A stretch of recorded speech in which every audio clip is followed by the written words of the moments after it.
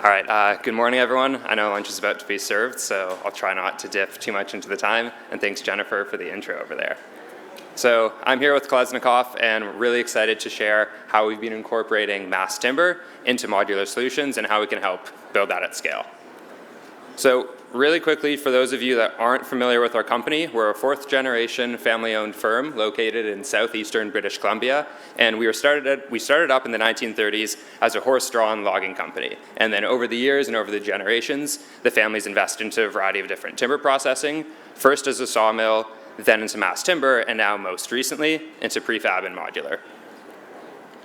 So we are a vertically integrated company, and what that means is that we oversee the entire process from reforestation to delivering and installing finished products. And there's some big benefits with that. I think one of the major benefits is that we can really de-risk a project. So we're not subject to the same kind of fluctuations for raw materials in the market as other builders may be. And it also gives us a lot of transparency on our supply chain itself. So we like to say that we've got our 100-mile diet, and what that pretty much means is that all of the fiber that we use comes from roughly 100 miles, or I guess 160 kilometers from around our facility. So we've been fortunate to be involved in a wide range of projects, some right here in Toronto. And most notably, I'd say we supplied one of the first large-scale volumetric mass timber projects, and that was completed in the late fall of last year. The project is a workforce housing building with 120 modules located down in Big Sky, Montana. Now, we have a bunch of projects moving through our facility right now, a lot of others in pre-construction, and we're really excited to build and scale this towards projects that are right here in Canada.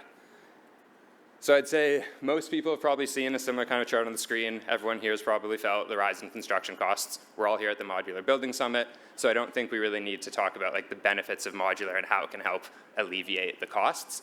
But one of the challenges with modular construction right now, and Jennifer, you touched on it, Alex touched on it, is that when people hear the word modular, they kind of think of these temporary spaces. And don't get me wrong, these spaces absolutely have a use case in the industry and to provide very needed housing, but they're not as good of a space necessarily for long-term solutions.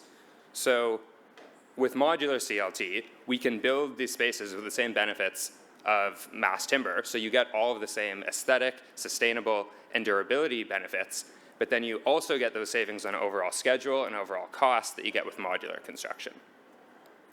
So I kind of like to use this analogy where I find that right now, the offsite and modular industry, it's kind of like you're buying a suit, where you've got one end of the spectrum where you have your one-size-fits-all.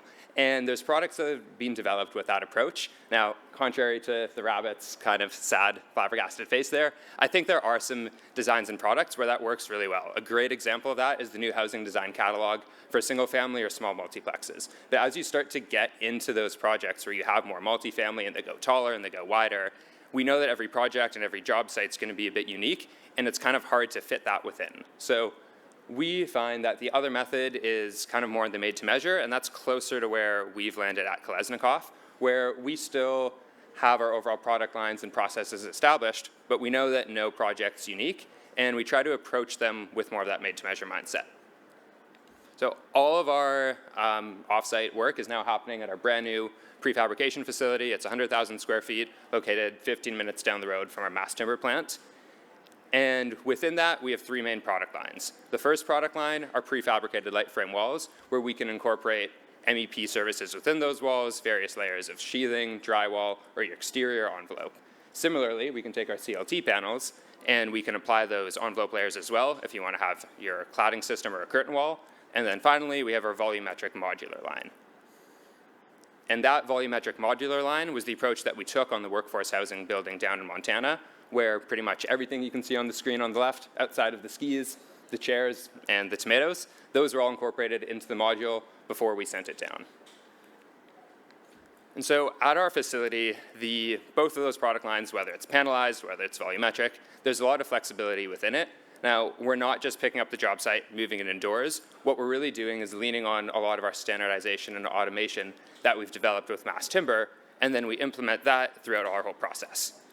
So all of that starts digitally. We create digital models to pretty much refine every single piece, and we can dry run that assembly.